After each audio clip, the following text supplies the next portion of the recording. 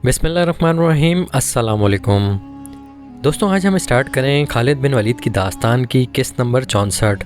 तो जिन दोस्तों ने पिछली किस्तें नहीं देखी वो पिछली किस्तें लाजमी देखें ताकि अगली तमाम किस्तों को समझने के लिए उनको आसानी हो जाए।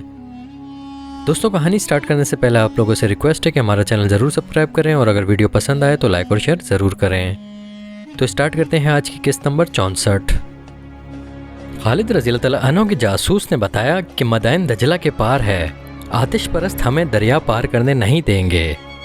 अल्लाह के दरिया अल्लाह की राह में लड़ने वालों को नहीं रोक सकते। खालिद रज़ी अल्लाह अन्हु ने कहा, आतिश परस्त हमें रोकने के काबिल नहीं रहे।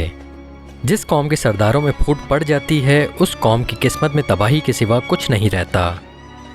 हम मदाइन की तरफ कूच कर रहे हैं।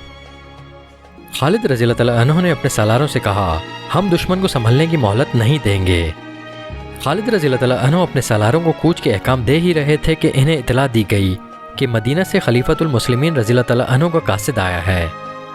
खालिद रज़ी अल्लाह अन्हु ने फ़ौरन कासिद को अंदर बुला लिया। क्या मदीना के लोग हमें अच्छे नाम से याद करते हैं? खालिद रज़ी अल्लाह अन्हु ने कासिद से पूछा। खुदा की कसम, मदीने की हवाएं भी आपको याद करती हैं, कासिद ने कहा। अमीरुल मोमिनीन रज़ी अल्लाह अन्हु मस्जिद में आपका जिक्र करते हैं। वो कई बार कह चुके हैं कि अब मैं खालिद जैसा एक और बेटा जन सकेंगी। लोग हर रोज़ आपकी खबर का इंतज़ार करते हैं। पैगाम क्या है? कासिद ने पैगाम खालिद रज़ी अल्लाह अन्हु को दे दिया। खालिद रज़ी अल्लाह अन्हु पढ़ते जा रहे थे और उनके चेहरे का तासुर बदलता जा रहा था। वहाँ जो सालार मौजूद थे वो पैगाम सुनने के लिए बेताब हो गए। अमीरुल मोमिनीन के सिवा मुझे कौन रोक सकता था? खालिद रज़ी अल्लाह अन्हु ने कहा और सलारों से मुखातिब होकर बोले, अमीरुल मोमिनीन ने हुक्म भेजा है कि अयाज बिन गनम दोमतुल जंदल में लड़ रहा है, अल्लाह इसे फतह अता फरमाए। उधर से फारिग होकर वो हमारे पास आ जाएगा। अमीरुल मोमिनीन ने कहा है कि जब अयाज अपनी फ़ौज लेकर हमारे पास आ जाए तो हम आगे बढ़ें, उसके आने तक हम जहाँ हैं वहीं रुके रहें।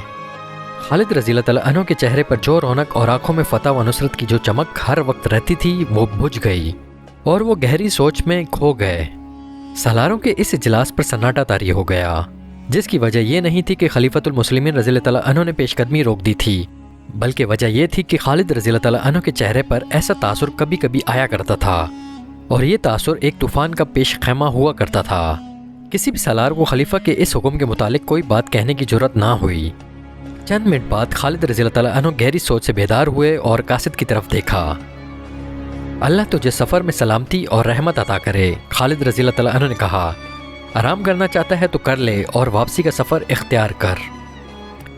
अमीरुल मोमिनीन से मेरा और मेरे साथियों का सलाम कहना, फिर कहना कि जंग के हालात को वही बेहतर समझते हैं जो मैदान जंग में होते हैं। मुहाज से इतनी दूर बैठकर कोई फ़ैसला करना लड़ने वालों के लिए नुकसानदेह भी हो सकता है। फिर कहना कि वलीद का बेटा खिलाफत की हुक्म अदोली की ज़रूरत नहीं करेगा, लेकिन हालात ने मजबूर किया और इस्लाम को ख़तरा लाहक हुआ तो मैं हुक्म की परवाह नहीं करूँगा। मैं खिलाफत मदीना का अमीन और इस्लाम का पासबान हूँ। मैं दुश्मन को अपने ऊपर आता देखकर एक शख्स के हुक्म को एक तरफ रख दूंगा। मुझे खुशनुदी अल्लाह की दरकार है, अल्लाह के किसी बंदे की नहीं। मैं मालूम करूँगा कि सालार अयास के मुहाज की सूरत हाल क्या है। हो सकता है उसे मदद की ज़रूरत हो और ये भी हो सकता है कि वो अपने मुहाज से जल्दी फारिग ना हो सके और आतिश परस्त इस अरसे में संभल जाएं। और खलीफतुल मुस्लिमीन से कहना कि हमने ज़रतशत की आग को सर्द कर दिया है। अल्लाह ने हमें ऐसी फतह अता की है जिसने कसरा के महल को शैतान का बसेरा बना दिया है और शेर के तख्त पर जो कोई बैठता है वो 2 रोज़ बाद अपने भाइयों के हाथों कत्ल हो जाता है। फारस की शहनशाही और इसकी शान व शौकत को हमने दजला और फरात में डबो दिया है। हीरा, जिसे फारस का हीरा कहते हैं, हमारा फौजी अड्डा है। हमारे लिए दुआ करते रहें। कासिद की रवानगी के बाद खालिद रज़ी अल्लाह अन्हु ने एक कमांडर को बुलाकर कहा कि अपने साथ 2 बड़े तेज़ और तवाना सिपाही लेकर बहुत तेज़ रफ्तार से दोमतुल जंदल जाए और गौर से देखे कि वहाँ क्या सूरत हाल है और सलार अयाज बिन गनम कब तक फारिग हो सकेंगे और क्या इनके जल्दी फारिग होने का इम्कान है भी या नहीं। कमांडर इसी वक्त रवाना हो गया। खलीफतुल मुस्लिमीन के इस हुक्म को जो तुमने सुना है जहन से उतार दो, खालिद रज़ी अल्लाह अन्हु ने अपने सालारों से कहा। दिल में खिलाफत मदीना का पूरा एहतराम रखते हुए इन हालात को देखो जो हमने आतिश परस्तों के लिए पैदा कर दिए हैं। اگر ہم ایاز کے انتظار میں یہیں بیٹھے رہے تو کسرا کی فوج کو سنبھلنے کا موقع مل جائے گا۔ خدا کی قسم، تم سب یقین کے ساتھ کہہ سکتے ہو کہ کسرا کی فوج پر تم نے جو خوف طاری کر دیا ہے وہ انہیں کسی میدان میں تمہارے مقابلے میں نہیں ٹھہرنے دے سکتا، اور مدائن کے محلات میں تخت نشینی پر جو قتل و غارت ہو رہی ہے وہ ہمارے حق میں جاتی ہے۔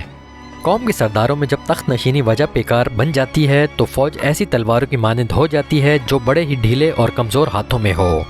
ہاں ابن ولید، سالار عاصم بن عمرو نے کہا، کسرا کے جن سالاروں نے فارس کے بچے ہوئے علاقوں میں اپنی فوج پھیلا دی ہے وہ سالار بھی تخت کے خواہشمند ہوں گے۔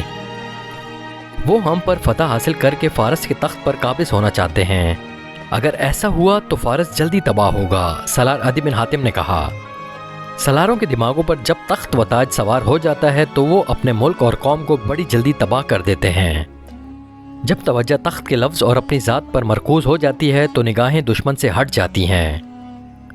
خالد رضی اللہ تعالیٰ عنہ نے کہا، میں ان حالات سے فائدہ اٹھاؤں گا، اپنی فوج کو تیاری کی حالت میں رکھو، ہم آخری فیصلہ دومت الجندل کی صورتحال معلوم ہو جانے پر کریں گے۔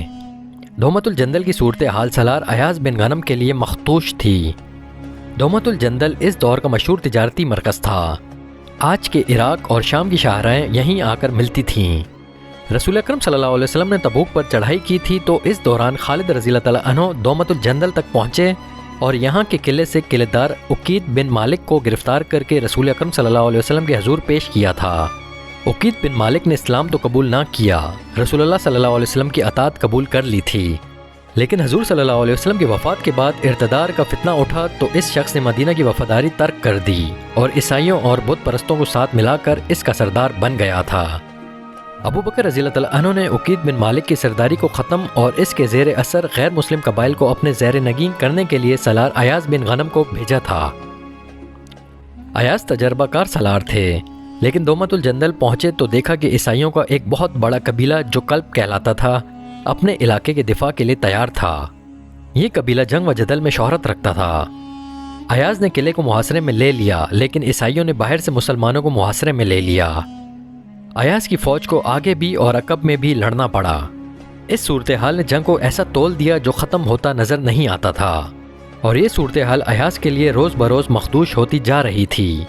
خالد رضی اللہ تعالیٰ عنہ کا بھیجا ہوا کماندار واپس آیا تو اس نے خالد رضی اللہ تعالیٰ عنہ کو بتایا کہ ایاز بن غنم کیسے آئے گا، اسے تو خود مدد کی ضرورت ہے۔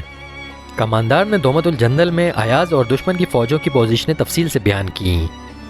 خدا کی قسم، میں یہاں انتظار میں فارغ نہیں بیٹھ سکتا، خالد رضی اللہ تعالیٰ عنہ نے پرجوش آواز میں کہا، بیشتر اس کے کہ دشمن آگے آ جائے میں آگے بڑھوں گا، مدائن کی شہر پناہ مجھے پکار رہی ہے، کوچ کی تیاری کرو۔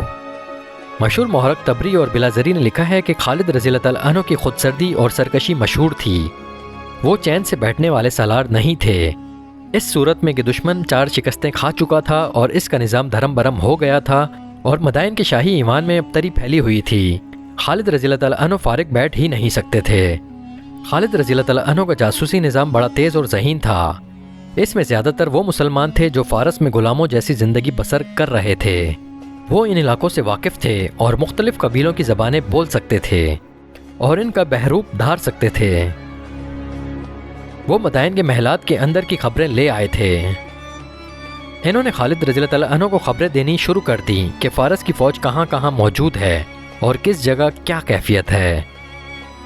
ان کی اطلاعوں کے مطابق ایرانیوں کی فوج کی زیادہ تر نفری 2 شہروں میں تھی، ایک تھا عین التمر اور دوسرا انبار۔ عین التمر ہیرا کے قریب تھا اور انبار اس سے دگنے فاصلے پر آگے تھا۔ عین التمر دریائے فرات سے دور ہٹ کر واقع تھا اور انبار فرات کے کنارے پر تھا۔ خالد رضی اللہ تعالیٰ عنہ نے فیصلہ کیا کہ پہلے انبار پر حملہ کیا جائے، یہ بھی تجارتی شہر تھا جس میں غلے کے بہت بڑے بڑے ذخیرے تھے۔ جون 633 کے آخر 12 ربیع الاول کے وسط میں خالد رضی اللہ تعالیٰ عنہ نے ہیرا سے کوچ کیا۔ ان کے ساتھ ان کی آدھی فوج یعنی 9000 نفری تھی جو حملے کے لیے بہت ہی تھوڑی تھی، لیکن خالد رضی اللہ تعالیٰ عنہ کو اللہ پر اور اپنی جنگ فہم و فراست پر بھروسہ تھا۔ وہ مفتوحہ علاقوں کو فوج کے بغیر نہیں چھوڑ سکتے تھے۔ عیسائی اور دیگر قبیلوں نے اطاعت تو قبول کر لی تھی، لیکن مسلمانوں کو بڑے تلخ تجربے ہوئے تھے۔ اطاعت قبول کرنے والے موقع ملتے ہی اطاعت سے منکر اور باغی ہو جاتے تھے۔ ہیرا میں خالد رضی اللہ تعالیٰ عنہ نے کہکہ بن عمرو اور اکرہ بن حابس کو چھوڑا تھا۔ یہاں ایک غلطی کی وضاحت ضروری ہے۔ 2-4 تاریخ دانوں نے لکھا ہے کہ خالد رضی اللہ تعالیٰ عنہ ہیرا میں سالار ایاز بن غنم کے انتظار میں 1 سال رکے رہے۔ یہ غلط ہے۔ اس دور کی تحریروں سے صاف پتہ چلتا ہے کہ خالد رضی اللہ تعالیٰ عنہ نے ہیرا میں پورا 1 مہینہ بھی انتظار نہیں کیا۔ نہ انہوں نے امیر المومنین رضی اللہ تعالیٰ عنہ کو یہ پیغام بھیجا کہ وہ ان کے حکم کے خلاف سالار ایاز بن غنم کا انتظار کیے بغیر مدائن کی طرف پیش قدمی کر رہے ہیں۔ خالد رضی اللہ تعالیٰ عنہ اپنی 9000 سپاہ کے ساتھ فرات کے کنارے کنارے بڑی تیزی سے بڑھتے گئے۔ ان کے جاسوس مختلف بحروپوں میں دریا کے دوسرے کنارے پر آگے آگے جا رہے تھے۔ انبار سے تھوڑی دور رہ گئے تو خالد رضی اللہ تعالیٰ عنہ نے فرات عبور کیا اور اس کنارے پر چلے گئے جس پر انبار واقع تھا۔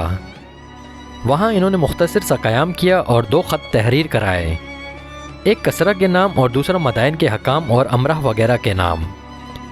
کسرہ کے نام خالد رضی اللہ تعالیٰ عنہ نے لکھوایا، بسم اللہ الرحمن الرحیم، خالد بن ولید کی جانب سے شاہ فارس کے نام۔ میں شکر ادا کرتا ہوں اللہ کا جس نے تمہاری بادشاہی کو تہ و بالا کر ڈالا ہے اور تمہاری عیاریوں کو کامیابی سے محروم رکھا ہے، اور تم آپس میں ہی دست و گرباں ہو رہے ہو۔ اللہ اگر تمہیں مزید مہلت دیتا تو بھی گھاٹے میں تم ہی رہتے۔ اب تمہاری نجات کا ایک ہی راستہ ہے، مدینے کی اطاعت قبول کر لو۔ اگر یہ منظور ہے تو میں شرائط طے کرنے کے لیے دوستوں کی طرح آؤں گا، پھر ہم تمہارے علاقے سے آگے نکل جائیں گے۔ اگر پس و پیش کرو گے تو تمہیں ایسی قوم کے آگے ہتھیار ڈالنے پڑیں گے جسے موت اتنی عزیز ہے جتنا تم زندگی کو عزیز رکھتے ہو۔